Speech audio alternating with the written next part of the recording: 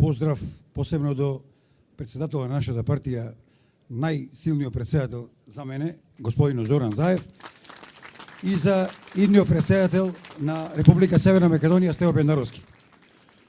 Со ова моја дискусија, со овој мој говор, не сакам да добијам, ови го зборувам од душа, од срце, и не сакам да добијам никаков публицитет. Единствената шанса да ве најдам и да ви собратам, мислам дека е ова.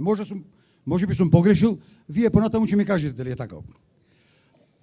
Што се однесува до ова вечерашна трибина, партиска, мислам дека е организирана од наша страна со цел да ги убедиме граѓаните што не излегоа на 21 април, односно пред неколку дена, и да ги убедиме да излезе сега на 5 мај да со масовно гласање да одбериме председател на Република Северна Македонија. Од ова место ви тврдам, познавајќи ја психологијата на нашиот народ, гарантирам дека председател иден ќе биде Стево Пендаровски на Република Северна Македонија. Ова ви го тврдам. Дали е снимено ова? Дали е снимено? Те држиме за збор. Милиарда посто. Меѓутоа, вие одржавте прекрасен говор. Председател уште попрекрасен говор одржа. Има одлични постови на социјалните мрежи, го следам. Вчера или некни имаше пост дека треба да му се пружи на секој граѓанин, така, председателе, дека треба да му помогнеме, на секој граѓанин треба да го изслушаме, и ако немаме време да му помогнеме моментално, да имаме трпение да му помогнеме во некој наредни денови. Се сложувам, 100% е така. Меѓутоа во пракса, кај нас во градов, не е така. Не знам дали е точно, јас така мислам. Повели, продолжи. Инаку јас сум професор по спорт и спортски активности, предавам во економско училиште, инаку бев директор во затвор Прилеп за поточно не знам дали се сеќавате. Така. Пред 11 месеци. 11 месеци верувате дека го чекав овој момент. Многу ме радува што позади вас се голем број на мои ученици. Дојде ни тука, ми упатува насмеха, добро, борете, фала. Ние треба да бидеме малку и реални. Пошто овие прекрасни говори, ние треба да направиме една анализа зошто доживевме дебакал во Прилеп. Вистински дебакал. Освоивме 17.000 и неколку гласови, помалку од локалните избори кога беше кандидат Хари Локвенец. Хари Локвенец, како кандидат за градоначелник, јас ова е моја анализа, доби 18.000 гласови во Прилеп, помалку од советничката листа тогашна, составена од многу млади луѓе, па може без високо образование, меѓутоа помалку освои. Поентата што ми е, во градов наш се случуваат председатели чудел. Има една голема група, јас ги нарекувам злосторничко здружување, и решум направи со партија. Јас сум 28 години во партија и нема се откажам. Нема заради некој да се откажам. До крај. И јас и моето семејство. Вие 100% сум сигурен дека не ја знаете мојата вистина. Само ви е подметнато да подпишете за мене. Јас сум разрешен на 18 јуни од владата на Република Македонија како втора точка. Морам да го кажам мојот проблем. Сите граѓани има проблеми. Само да ви кажам зошто. Сакам да ја знаете вистината. Ова ми е единствен начин. Ако сакате нема зборувам. Не може да зборуваш, ама ако почнеме секој да кажуваме индивидуални вистини. Сите граѓани имаат проблеми.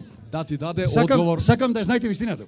Ама уште колку мина има со такви вистини. Значи ве молам, прашањето за председателот на вашата партија, еве едно прашање. Зошто граѓаните е дел што не излегоја, поставува прашање преку мене, зошто во овие претходни 12 години страшен режим и 2,5 години наше раководење нема ни еден директор од институциите, ниту со кривична пријава, ниту пресуда. Многу битно да знаете дека е така. Значи 12 години и 2,5 години, 14,5 години нема ни еден кривична пријава, а ние шатавме по улици. Викавме дека се нечестни, дека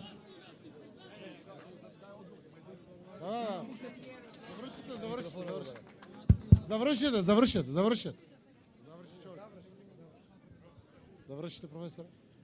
Ова ми е прашање поставено од граѓани, што сакам вас да го поставам. Значи, повторам уште еднаш.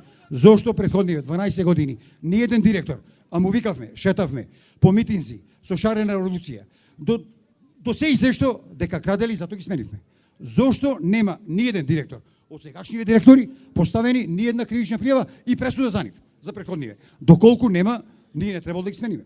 Требало да си остане. Така, Еве, директен одговор, за да не биде партиска трибината, денеска сме дојдени во поддршка на независен кандидат Стево Пендаровски.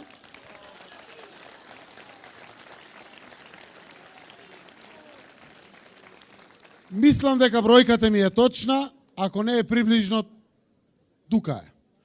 750 кривични пријави се поднесени од страна на институциите за претходни раководители на тие институции после нивното менување.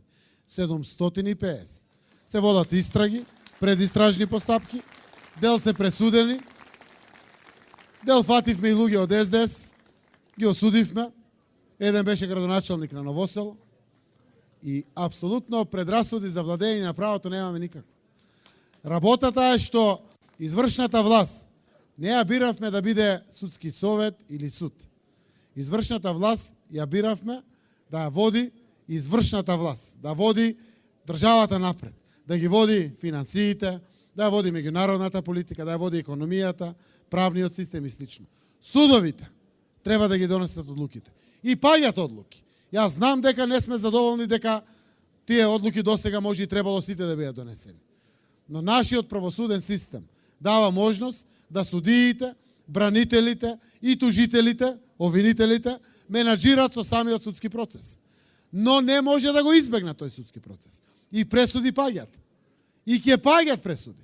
Секаде каде што има докази, секој ќе се одговара. До крај, од почеток до крај. Таму кај што нема докази, нема да одговара.